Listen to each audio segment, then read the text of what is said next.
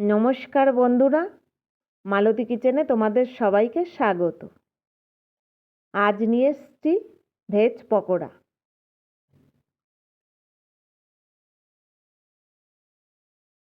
ছেলের দোকানের জন্য আমি এই ভেজ পকোড়া বানাচ্ছি, আর আমি বাড়িতেই রেডি করছিলাম। তো ছেলে গুটিয়ে শুটিয়ে একদম সব দোকানে নিয়ে চলে এসছে, বললো আমি কেটে গুছিয়ে রেখে দেবো। এখানে ও গাজর কুচি, ক্যাপসিকাম কুচি, বাঁধাকপি, পেঁয়াজ কুচি, এগুলো সমস্ত কিছু কুচিয়ে রেখে দিয়েছে। এবার আমি এটাকে একটু প্রথমে আমি চিনি দিয়ে দিচ্ছি,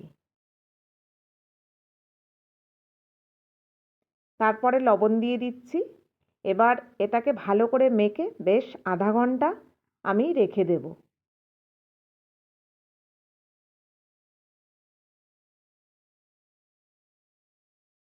আগেও আমি ছেলের দোকানের ভিডিও দিয়েছি যে আমি ঘুগনি বানিয়েছি, তরকারি বানিয়েছি। ওটা ছিল আমার একটা ভাড়ার দোকান। এখন নিজস্ব দোকান। দেখো কতটা জল বেরিয়েছে, আরও বেরোবে, আরও কিছুক্ষণ রেখে দিলে আরও বেরোবে। তো মোটামুটি জলগুলো এখন ফেলে দিতে হবে।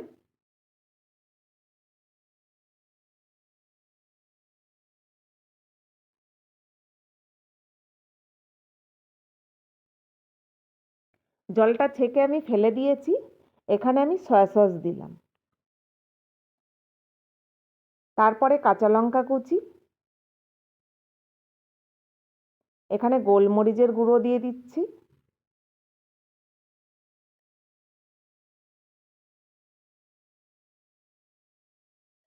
কর্নফ্লাওয়ার দিয়ে দিচ্ছি। এখানে তোমরা যদি বানাতে চাও, কর্নফ্লাওয়ার যদি না থাকে, এখানে ময়দাও ব্যবহার করতে পারো, কিন্তু বেসনটা দিলে তখন অন্য রকম হয়ে যায়। বেসনটাও দিতে পারো, হাতের কাছে থাকলে দিতে পারো, কিন্তু ময়দাও চলে।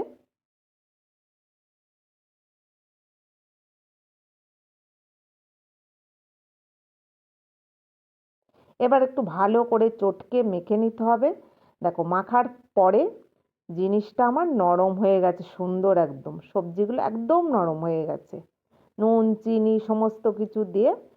এবার আমি ছোট ছোট বল করে রেখে দেব ভাজার সময়, তাহলে আমার সুবিধা হবে। যেহেতু আমি একা একা ভিডিও করছি,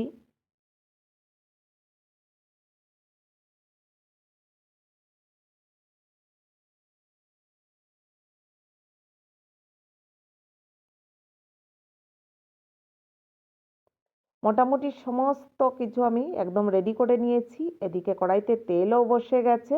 এই ছেলে কি ভাজাভুজি করেছে দোকানে, যার জন্য তেলের কালারটা এরকম হয়ে গেছে। আমি এক এক করে পকোড়াগুলো তেলের ওপরে দিয়ে দেব, বেশ ছোট ছোট বল বলের মতন করে তেলের ওপরে দিয়ে দিচ্ছি।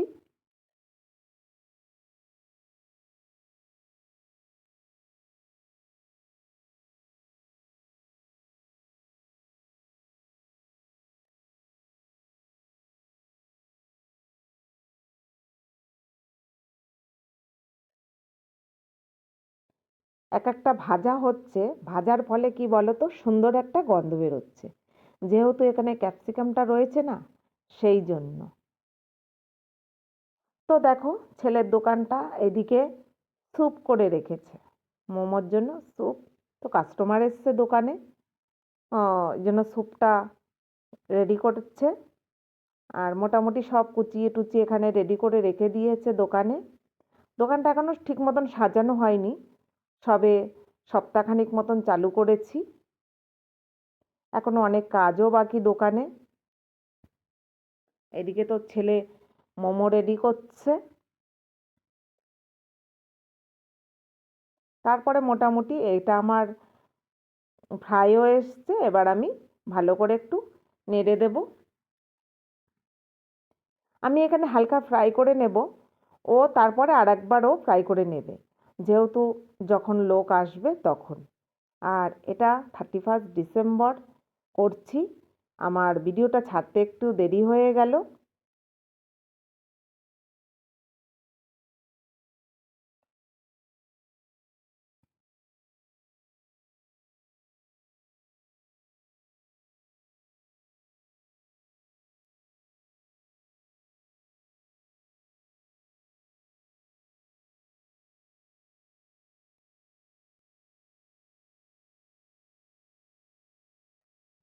কিছুটা আমি একটু লাল লাল করে ভেজে নিয়েছি, যেহেতু দোকানে এসছি, আমার বেবি সোনা এসছে, মানে আমার ছোট ছেলে, ও খাবে, সেই জন্য কিছুটা একটু ভালো করে ফ্রাই করে নিচ্ছি।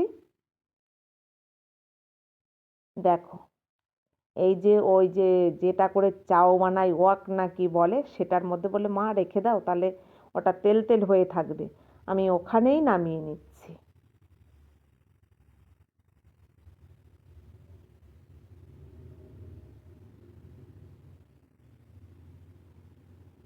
তা মোটামুটি আমার সমস্ত পকোড়াগুলো ভাজা হয়ে গেছে, খুব বেশি বানাইনি, অল্পই বানিয়েছি।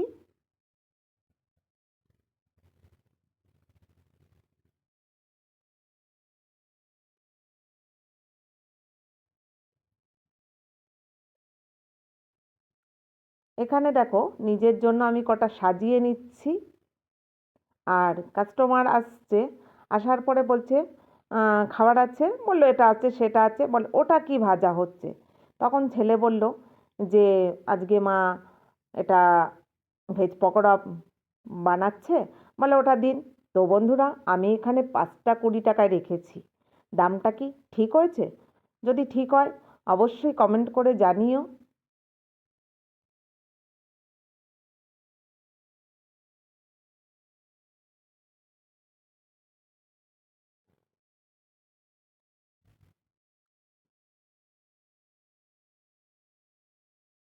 তো দেখো, পকোড়াগুলো কত সুন্দর লাগছে, কত সুন্দর লোভনীয়।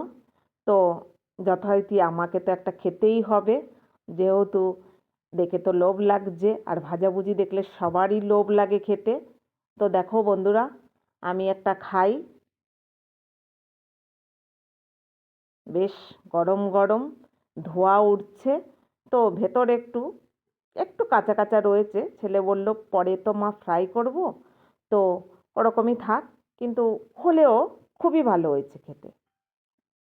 দেখো, আমি মোটামুটি এত ঠান্ডা পড়েছে, কিভাবে আমি রয়েছি দেখতে পাচ্ছ, কার মতন লাগছে আমাকে। আর দেখো, ভিডিওটা ভালো লাগলে লাইক কমেন্ট শেয়ার সাবস্ক্রাইব করে দিও। দেখা হবে পরের ভিডিওতে। ভালো থাকো, সুস্থ থাকো, ধন্যবাদ।